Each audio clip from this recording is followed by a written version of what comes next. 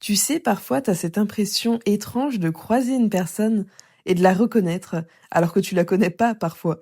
Et il y a une énergie qui va venir te percuter, un truc qui t'attire, ou au contraire qui va t'agacer profondément chez cette personne. Mais dans tous les cas, elle te touche. Et souvent, sans le savoir, tu viens de rencontrer un miroir.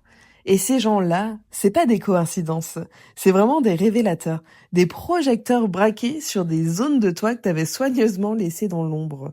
Et le pire, c'est que ces personnes-là, elles le font sans le vouloir, juste en étant elles. Les relations miroirs, c'est pas un concept perché, c'est vraiment une réalité très concrète. On n'attire pas ce qu'on veut dans la vie, on attire vraiment ce dont on a besoin. Et je le redis juste une fois, on n'attire pas ce qu'on veut, on attire ce dont on a besoin. Chaque personne qu'on va venir rencontrer, elle va venir réveiller quelque chose en nous. Parfois ça fait du bien, parfois ça fait mal, mais dans tous les cas, c'est utile. Imaginons que tu rencontres quelqu'un de très confiant et que toi, t'as souvent tendance à douter.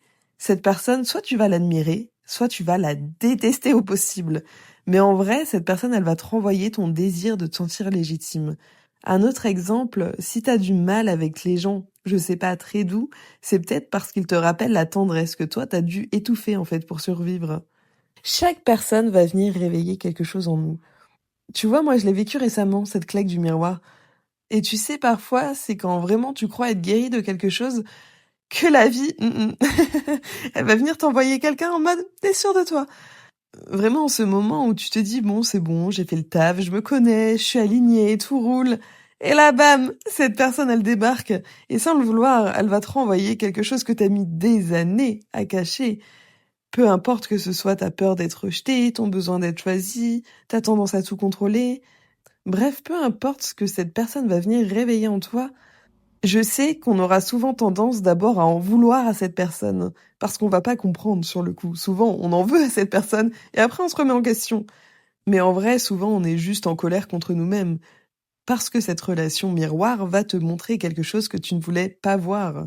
Et bref, ce soir-là, j'ai vraiment compris que les relations miroirs, forcément, ça fait pas toujours du bien, mais bordel, ça fait toujours grandir. Et ça t'aide énormément à guérir.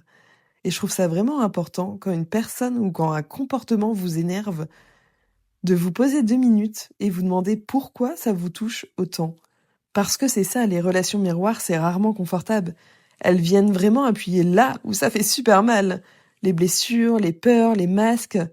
Mais c'est pas pour nous faire souffrir, c'est pour nous révéler. Et il y a cette phrase que j'adore. Les autres ne te font rien, ils te montrent juste quelque chose en toi. Et je crois que c'est ça la clé. Le jour vraiment où tu cesses de te demander pourquoi cette personne m'a fait ça et que tu te demandes plutôt qu'est-ce que ça vient réveiller en moi. Et ça, je trouve ça primordial parce que je trouve que c'est vraiment là, en fait, qu'on va venir reprendre notre pouvoir, qu'on va sortir de cette position de victime. Et dans certaines relations, c'est aussi nous qui devenons le miroir de l'autre. On va venir réveiller chez quelqu'un ce que cette personne n'est peut-être pas prête encore à voir. Et parfois, cette personne, elle va peut-être s'éloigner, nous rejeter ou même nous blâmer pour tout ça. Mais c'est important de se rappeler qu'on ne peut pas forcer quelqu'un à se regarder. On joue tous des rôles, sauveur, victime, bourreau, mais plus on prend conscience de ça, plus on se détache du drame, et plus on va venir voir la leçon en fait derrière l'émotion. De toute façon, on a deux choix. Soit le miroir, on va venir le fuir, soit on va le regarder en face. Et c'est là que notre vie, en fait, elle change, clairement. Regarder, c'est oser se dire, ok, cette personne m'a blessé, mais pourquoi ça me touche autant? Qu'est-ce que ça vient réveiller chez moi? Et quand tu trouves la réponse, tu guéris un petit morceau de ton histoire. Alors ouais, parfois t'as juste envie de casser le miroir et de dire j'en veux plus des leçons, laissez-moi tranquille. Mais au fond, tu sais que c'est grâce à ces reflets-là que t'évolues, que tu deviens plus lucide, plus vrai, plus libre. L'amour, c'est le miroir le plus impitoyable. L'autre devient notre reflet le plus amplifié, nos manques, nos blessures, nos désirs. Et c'est pour ça que certains amours te bouleversent, mais ne durent pas.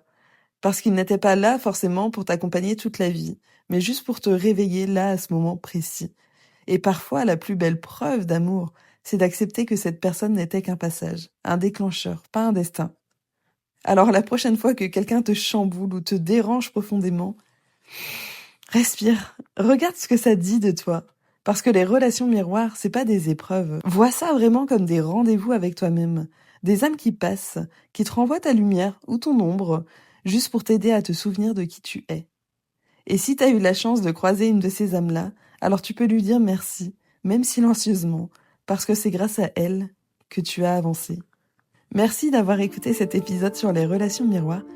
Si cet épisode t'a parlé, ou s'il t'a fait penser à quelqu'un en l'écoutant, partage-le autour de toi. Envoie-le à cette personne, parce que c'est peut-être le miroir dont elle a besoin, elle aussi. Et si tu veux soutenir le podcast, tu peux le regarder en story, laisser des petites étoiles ou un avis. C'est ce qui aide, attends 2 secondes, à continuer de grandir. Je vous dis à très vite pour un tout nouvel épisode.